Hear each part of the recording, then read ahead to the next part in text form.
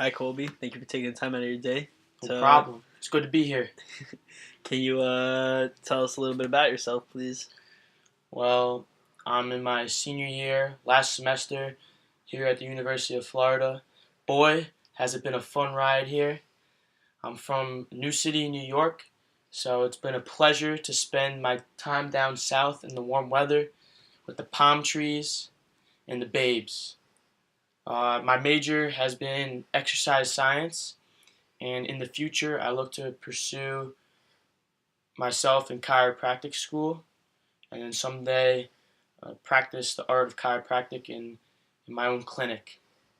In my spare time, I enjoy working out, going out with my friends, and watching Entourage. Thank you for that. All right, so let me basically just tell you how the structure of this interview is going to go real quick. So what we're going to do is I'm going to tell you my general idea. Then I'm going to ask for your general input. See, basically if you just think it's a good idea, if you think there's potentially a market for it. And then I'm going to get into some more specific questions. Sound good? All right, hit me. All right, so my idea is basically protein shakes infused with THC oil. Now, the reason I think that this is a good idea is because after your workout, regardless, professional athlete, college kid, whoever's working out, after they work out, most people take a protein supplement anyways. Now, also, after your workout, you're gonna have a lot of inflammation in your muscles, your joints, your tendons, and the THC has been shown to act as an anti-inflammatory.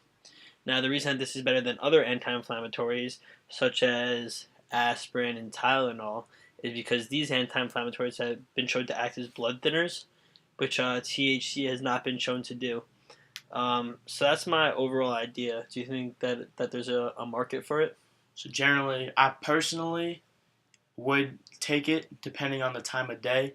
If I hit a morning workout, I'm not too sure I want some THC in my system if I'm going to try and study and be productive throughout the day. But my question for you is there an age limit on this product? Because I don't necessarily I think there's a market for people over 18, but I don't know if it's the safest idea for those under 18. Correct. Well, so for the purpose of this interview, we're going to purpose. Yeah. But regardless, when even in places where marijuana is sold recreationally, there is an 18 and up limit age requirement. So I can't see this being to a younger market than anyone under 18. So that's not one of my target populations. And I'm going to get a little further into a specific question about that in a little bit. And what's the dosage? Did you go into depth about how much THC would be in each dose?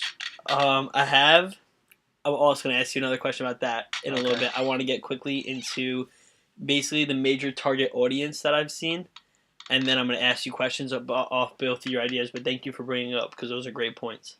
So, the first target audience that I saw was professional athletes. The reason I think that this is a good idea is because in a recent poll that came out that interviewed NFL players, 70% of them believed that marijuana usage should be allowed for anti-inflammatory and relaxing purposes post-workout in game. And they know their bodies better than we do, and they're professional athletes, so if they think it's a good idea, I kind of support that. And then not only that, they're also putting a lot of stress on their body, so they're also going to benefit from the protein within the supplement. Do you think that there's an overall market for it in professional athletes? Absolutely, and the fact that this would be regulated and this would be approved, it's better than them going and getting this supplement, on the streets, rather than from an actual company that regulates the marijuana quality. So I think this is a safer and more effective approach to an already existing habit. I definitely agree with that. Thank you for that. The next major target audience that I kind of thought of was college students. Now, the reason I think that this is a good idea is because I know that a lot of college students work out anyways, so again, they would benefit from the protein aspect, but also they're the biggest consumers of THC as it is anyways. So this would kind of be like in a way getting it in their edible form. Um, do you think that there's a market for on college campuses? Yeah, and the fact that you say it's in like an edible form, it takes away the adverse health effects of inhaling it through your lungs and affecting the alveoli. So I think it's also a healthier approach to an already existing habit. Thank you. Thank you. I certainly agree with that. Now, do you think that this would be something that your friends would be willing to try? I think a lot of my friends would be willing to try this and probably quite excited to. I think this if this hits the market, it could skyrocket in terms of popularity. It could be the number one um, product out there. Now, I know that you specifically have been a campus ambassador and a campus rep for multiple companies. Could you see this being the next thing, the next company that tries to take over a college campus with a whole bunch of representatives on the campus, trying to really get their name out there? Normally, a brand has some trouble finding campus ambassadors, but I think it's quite the opposite in this case. I think they're going to have an overwhelming amount of students trying to get that position as a campus ambassador because of the quality and popularity of the product, and then therefore this would enable the company to get quality kids because they have a large pool to choose between. Thank you. I certainly agree with that. Um, Now, the last major population that I thought of was the elderly population. Now, the reason I think that this would be a good idea is because, A, the elderly population, um, just through aging, is losing muscle mass. So the protein that they get in this supplement can help counteract the loss of muscle mass. And then B, a lot of elderly patients have arthritis, which is an inflammation disorder. So this THC acting like an anti-inflammatory can help treat the symptoms of that. Or a lot of them have lower back pain or any chronic issues, which THC has been shown to relieve the symptoms of. Do you think there's a market for it in the elderly population? I see those benefits, but the one thing that worries me with an elderly population is that they're already a little bit unstable and unbalanced. Will consuming THC throw their equilibrium off and increase their chances of taking a fall or spilling? Um, that's definitely a great point to bring up. Thank you for that. I'll definitely take that into consideration.